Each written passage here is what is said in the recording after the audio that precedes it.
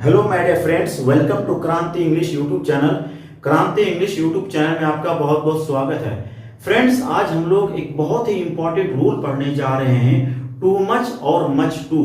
Too much और much too के बीच क्या डिफरेंस है, क्या अंतर है, इसी चीज को हमको आज समझना है। अक्सर ये देखा गया है कि कोई सा भी कॉम्पिटिटिव एग्जामिनेशन हो, आप एसएससी की बात कर लीजिए, बैंकिंग की बात करिए, SSC CGL, SSC MTS, SSC CHSL, NDA, CDS, किसी भी कॉम्पिटिटिव एग्जामिनेशन की बात कर लीजिए, तकरीबन हर कॉम्पिटिटिव एग्जामिनेशन में इस रूल पर बेस्ड क्वेश्चंस बार बार देखने को मिला है और इसमें बच्चे बहुत ज्यादा कंफ्यूज भी होते हैं। तो आइए, टू मच और मच टू के बीच क्या डिफरेंस है, क्या अंतर है, इंग्लिश ग्रामर की थ्योरी क्या कहती है, इसी चीज को आज हम लोग इस वीडियो के माध्यम से समझने की कोशिश करेंगे।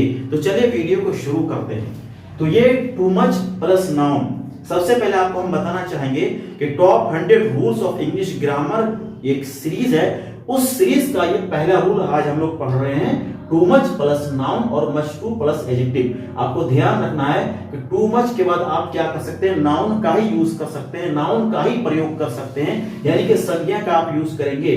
टू मच के बाद आप एडजेक्टिव का यूज आप नहीं कर सकते हैं। नीचे हमने लिख रखा है मच टू प्लस एडजेक्टिव, यानी कि मच टू के बाद आपको एडजेक्टिव का यूज करना है, नाउन का यूज आपको नहीं करना है। ये बहुत ही ज्यादा कंफ्यूजिंग है। हमने नीचे जरा सा लिख रखा है कि too much pain, too much time, ये बिल्कुल ठीक है, क्योंकि टू मच, ये पेन क्या है, नाउन है, टाइम क्या है, ये भी नाउन है, ये दोनों अनकाउंटेबल नाउन है ना।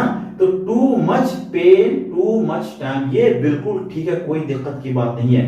हमने नीचे लिख रखा है मच टू एक्सपेंसिव, ये बिल्कुल ग्रामर के लिहाज से ठीक है, क्योंकि एक्सपेंसिव क्या है, एडजेक्टिव है ये। इसी तरीके से मच टू हॉट, हॉट क्या एडजेक्टिव है, तो ये भी ठीक है ना। तो much too expensive, much too hot, much too costly, ये बिल्कुल ठीक है ना। आइए जरा सा और समझते हैं। आप ये नहीं बोल सकते, फॉर एग्जांपल टू मच, आप ये नहीं बोल सकते हैं टू मच कॉस्टली, ये इंग्लिश ग्रामर की थ्योरी के लिहाज से गलत हो जाएगा, क्योंकि टू मच के बाद आप एडजेक्टिव का यूज नहीं कर सकते हैं और कॉस्टली पार्ट्स ऑफ स्पीच में से क्या ये एडजेक्टिव है, तो ये गलत हो जाएगा। हाँ, अब अगर आप कॉस्ट का यूज करेंगे तो फिर सही हो जाएगा, क्योंकि कॉस्ट क्या है, नाउन है, और टू मच के बाद आप नाउन का यूज कर सकते हैं। इसी तरीके से मच टू, इसी तरीके से मच टू, मच टू आप ये नहीं बोल सकते हैं, मच टू कॉस्ट नहीं बोल सकते हैं, गलत, ये गलत हो जाएगा। क्यों गलत हो जाएगा?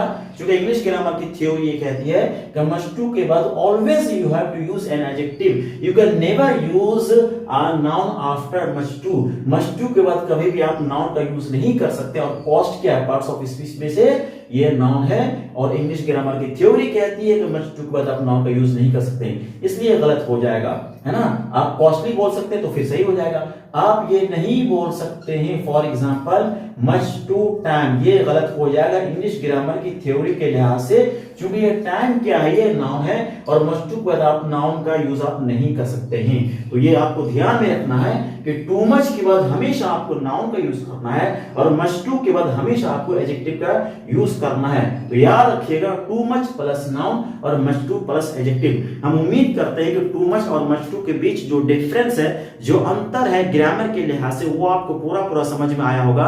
अगर वीडियो अच्छा लगा तो प्लीज लाइक और शेयर जरूर करिएगा। Thank you very much, good bye.